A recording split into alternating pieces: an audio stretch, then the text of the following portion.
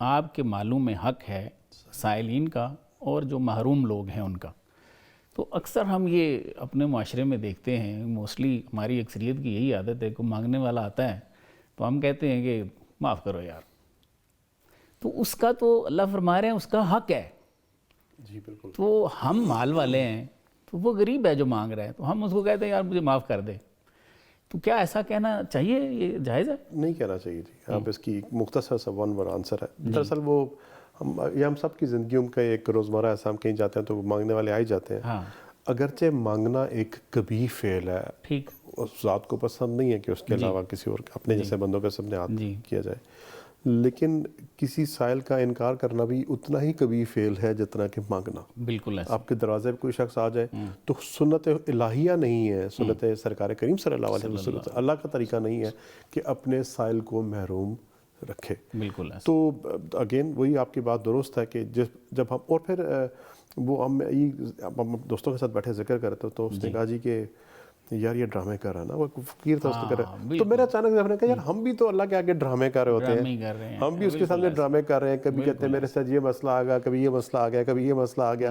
تو ہماری کوئی ذات کو اتنی بڑی ایمرجنسی نہیں ہوتی جس کے سامنے ہم نے ایک جھوٹا موٹا رونا ڈالا ہوتا ہے اس کے سامنے، اور ہم کچھ نہ کچھ کر کے لے لیتے ہیں، اور وہ ذات ہماری ڈرامہ بازیوں کے باوجود ہمیں عطا کرتا ہے. تو مجھے لگتا ہے کہ ہمیں نہیں چاہیے کہ یہ، although ہم اس پہ تنگ دل ضرور ہوتے ہیں اور ہم اس پہ ہمارا مزاج پہ بھی گراں گزرتا ہے کہ ہم کسی جگہ کے، لیکن شاید یہی ہماری زندگی کے بڑھنے کا سرکار دو عالم صلی اللہ علیہ وسلم کی ایک حدیث شریف بھی ہے نا سر، کہ مانگنے والے کا حق ہے اس کو دو.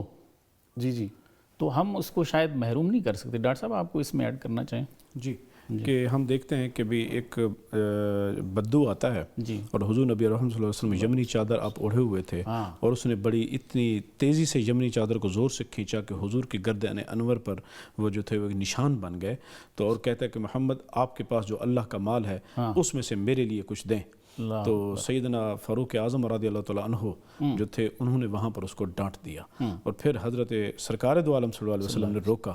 آپ نے حضرت عمر سے فرمایا کہ عمر آپ کو تو چاہیے تھا کہ آپ اس کی طرف سے بولتے اور مجھے کہتے کہ آپ کے پاس جو اللہ کا مال ہے اس میں سے اس کا حق بنتا ہے اس کو دیں. تو آپ نے پھر ارشاد فرمایا جائیں اس کو دیں اور ذرا زیادہ دینا کیونکہ ڈرایا بھی ہے اس کو. سبحان اللہ. تو یہ ہے سرکار دو عالم صلی اللہ علیہ وسلم کی بارگاہ رسالت باب میں کہ جو آتا ہے، جو کہ فرما دیا گیا تھا نا وَأَمَّا السَّائِلَ فَلَا تَنْهَرْ، کہ محبوب آپ کے در پہ جو بھی آئے اسے جھڑکنا نہیں ہے، خالی نہ جائے. اور یہی دیکھتے ہیں کہ بھی اہل بیت اطہار کے در پہ جو بھی آتا ہے، وہ جو مشہور واقعہ ہے کہ حضرت حسنین کریمین بیمار ہوئے تو پھر نظر مانی تھی حضرت سیدات بی بی فاطمہ الزہرا سیدۃ النساء اہل الجنہ اور سیدنا علی المرتضیٰ رضی اللہ تعالیٰ عنہ نے کہ ہمارے بچے ٹھیک ہو جائیں تو ہم روزہ رکھیں گے. اور پھر انہوں نے جو 3 دن کا روزہ رکھا اور ہر افطار کے وقت کوئی نہ کوئی دروازے پہ، پہلے دن وہ آ گئے مسکین آ گیا، دوسرے دن قیدی آ گیا، تیسرے دن تو اس طرح ایک غلام، تو وہ ان کو دیتے رہے اور اپنی افطاری نہیں کرتے تھے اور پھر اگلے دن دوبارہ سحری کر لیتے تھے. تو ان کی شان میں بھی اللہ تبارک و تعالیٰ نے قرآن مجید کی وہ آیت نازل کر دی تھی کہ جو اللہ کی محبت میں قیدیوں کو کھانا کھلاتے ہیں، ان کو دیتے مساکین کو. تو یہ اہل بیت اطہار کا یہ عمل ہمیں بتا رہا ہے کہ جناب آپ کو اللہ کے بندوں کی مدد کرنی ہے، اپنے مالوں سے ہی تم نے مدد کرنی ہے.